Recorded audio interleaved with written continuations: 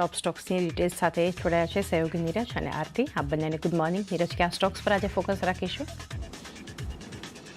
જી, આજના દિવસે જ્યાં Q2 અપડેટ આવી છે એનાથી જ શરૂઆત કરીએ. સૌથી પહેલાં પ્રેસ્ટીજ એસ્ટેટની વાત કરવી છે, કારણ કે જો અહીંયા કલેક્શન તમને વાર્ષિક ધોરણે 55% જેટલા વધતા દેખાયા છે, જ્યારે વેચાણ જે છે લગભગ 50% જેટલું વાર્ષિક ધોરણે વધતું દેખાયું છે. 6000 કરોડને પાર પહોંચતું દેખાયું. સેલ્સ વોલ્યુમ ઓલમોસ્ટ 47% વધીને 4.42 મિલિયન સ્ક્વેર ફીટ પર આપણને પહોંચતા દેખાયા છે અને એવરેજ રિયલાઇઝેશન જે છે એ 8% જેટલા વધ્યા છે અને 14906 પ્રતિ સ્ક્વેર ફીટ આપણને જોવા મળી રહ્યા છે વાર્ષિક ધોરણે. એટલે આ જે આંકડો છે એવરેજ રિયલાઇઝેશનનો એ થોડો વધારે મહત્વનો અહીંયાથી આપણને રહેતો દેખાઈ શકે છે, એટલે એના પર એક ફોકસ રાખજો.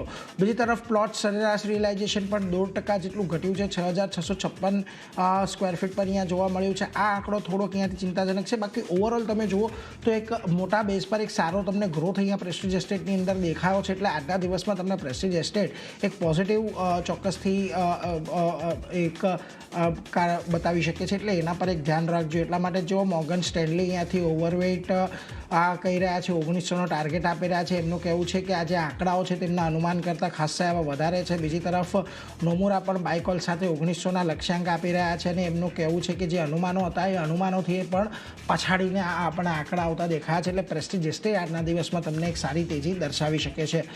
બીજી તરફ તમને કોન્કોરના પણ Q2 અપડેટ આવતા દેખાયા. જુઓ, કુલ વોલ્યુમની અંદર 10.5% વધારો થતો જોવા મળ્યો છે અહીંયાથી. આ ઉપરાંત તમારા સ્થાનિક વોલ્યુમ જે છે એ પણ 16% જેટલા વધ્યા છે અને એક્ઝિમ વોલ્યુમ એટલે જે એક્સપોર્ટના જે છે એ પણ તમને અહીંયાથી ઓલમોસ્ટ 9% જેટલા વધતા દેખાયા છે. એટલે દરેક જગ્યાએ અહીંયાથી પણ એક સારી ગ્રોથ જોવા મળી છે કોન્કોરની અંદર, એટલે અહીંયા પણ એક પોઝિટિવિટી તમને આજના દિવસમાં જોવા મળી શકે છે. બીજી તરફ ગઈકાલે આપણે કલ્યાણ જ્વેલર્સ અને ટાઇટનની એ બધાની તો વાતો કરી. આજે સેન્કો ગોલ્ડના Q2 અપડેટ આવતા દેખાયા છે. સેમ સ્ટોર સેલ્સ ગ્રોથ જે છે એ ફર્સ્ટ હાફની અંદર એટલે કે પહેલાં 6 મહિનામાં તમને 7.5% જેટલો રહેતો દેખાયો છે. કુલ રેવન્યુ ગ્રોથ અહીંયાથી લગભગ 6.5% રહ્યો છે અને ફર્સ્ટ હાફની વાત કરીએ તો લગભગ 18%નો એક રેવન્યુ ગ્રોથ રહેતો જોવા મળ્યો છે. 5 નવા શોરૂમ તેમણે ખોલ્યા છે અને કુલ 184 પર તેમની હવે આ સ્ટોરની સંખ્યા પહોંચી ગઈ છે.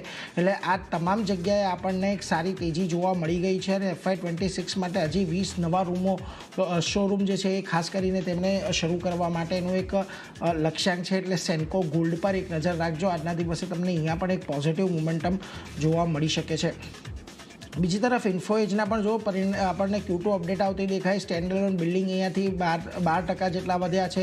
રિક્રુટમેન્ટ સોલ્યુશન બિઝનેસની અંદર પણ 11%નો ગ્રોથ છે. 99 એકર રિયલ એસ્ટેટ બિઝનેસમાં પણ એક 14%નો ગ્રોથ જોવા મળ્યો છે. એટલે તમામ અહીંયા જેમના જે બિઝનેસ વિંગ્સ છે ત્યાંથી આપણને એક સારા ગ્રોથ દેખાઈ રહ્યો છે. એટલે આજે ઇન્ફોએજને પણ તમે ખાસ ધ્યાન રાખજો. આજે અહીંયા પણ તમને એક પોઝિટિવિટી જોવા મળી શકે છે. આ ઉપરાંત તમારે IRBના ઇન્વેટ ફંડ પર એક નજર રાખવાની છે. કંપની QIP લોન્ચ કરી શકે છે. 3000 કરોડનો એક QIP છે અને ઇન્ડિકેટિવ ઓફર પ્રાઇસ લગભગ 60 પ્રતિ યુનિટનો રાખવામાં આવ્યો છે, જે ગઈકાલના બંધ ભાવથી લગભગ 2.8%ના ડિસ્કાઉન્ટ પર આપણને જોવા મળી રહ્યો છે અને 250 કરોડથી વધુ એકત્ર કરવાનો વિકલ્પ અહીંયા વધારે તેમણે રાખ્યો છે. ગ્રીન શૂ ઓપ્શન, એટલે એના પર એક નજર રાખજો. 3000 કરોડનો એક બહુ મોટો QIP ખુલવા જઈ રહ્યો છે અને અહીંયા જે તમને થોડો ઘણો ઘટાડો આવી શકે છે.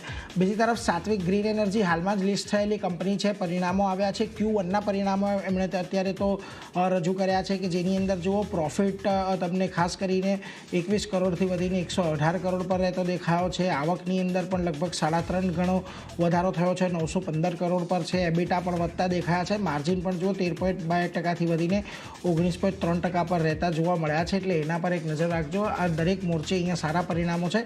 કદાચ આજે અહીંયા આપણને એક પોઝિટિવિટી જોવા મળી શકે. બીજી તરફ તમારે લ્યુપિન પર પણ ધ્યાન રાખવાની છે. નવા પ્લાન્ટની જાહેરાત તેમણે ખાસ કરી છે. US ખાતે કોરલ સ્પ્રિંગમાં તેઓ નવો પ્લાન્ટ સ્થાપી રહ્યા છે. કંપની 5 વર્ષમાં લગભગ 250 મિલિયનનું રોકાણ કરશે. 2030 સુધીમાં બ્રોવર્ડ કાઉન્ટીમાં 200 નવી નોકરીઓ મળશે અને 25થી વધુ ક્રિટિકલ દવાઓના પ્રોડક્શનની સુવિધા તેઓ ઊભા કરવા જઈ રહ્યા છે. હવે જો આ ખાસ એટલા માટે પણ મહત્વનું છે કે જ્યારે એક તરફ બ્રાન્ડેડ ફાર્માની ઉપર 100%નો જે ટેરિફ ખાસ કરીને ટ્રમ્પ દ્વારા લગાડવામાં આવ્યો છે એને લઈને પણ આપણને આ પગલું આવતું દેખાઈ શક્યું છે. એટલે એના પર એક નજર રાખવાની. લ્યુપિન આજના દિવસમાં ફોકસમાં રહેતું દેખાશે. જો અહીંયા સિટી પણ બાય કોલ આપી રહ્યો છે. 22,260ના તેઓ ટાર્ગેટ અહીંયાથી આપણને આવતા દેખાઈ રહ્યા છે, એટલે એના પર એક ફોકસ ખાસ કરીને રાખવાનું. તો આ બધા સ્ટોક્સ છે, ખાસ કરીને પ્રેસ્ટીજ એસ્ટેટ, સેન્કો ગોલ્ડ, ઇન્ફોએ, જે બધાના Q2 અપડેટને પગલે આપણને સારી એક તેજી આજે રહેતી જોવા મળી શકે છે. પરંતુ આરતી, તમારા લિસ્ટમાં કયા સ્ટોક જ્યાં ખાસ ફોકસ? જે એને પણ ઘણા બધા કાઉન્ટર છે. શરૂઆત ટાટા પાવર સાથે કરીએ તો અહીંયા કરાર કરવાના પોઝિટિવ સમાચાર આવી રહ્યા છે. જો કંપનીએ જુનિપર ગ્રીન એનર્જી સાથે કરાર કર્યા છે અને 70 મેગાવોલ્ટના રિન્યુએબલ એનર્જી પ્રોજેક્ટ માટે આ કરાર કરવામાં આવ્યા છે, તો એક ધ્યાન રાખવાનું રહેશે. ટાટા પાવર પોઝિટિવિટી અહીંયા બનતી દેખાઈ શકે છે આ સમાચારના લીધે. અહીંયા એક ફોકસ રહેશે.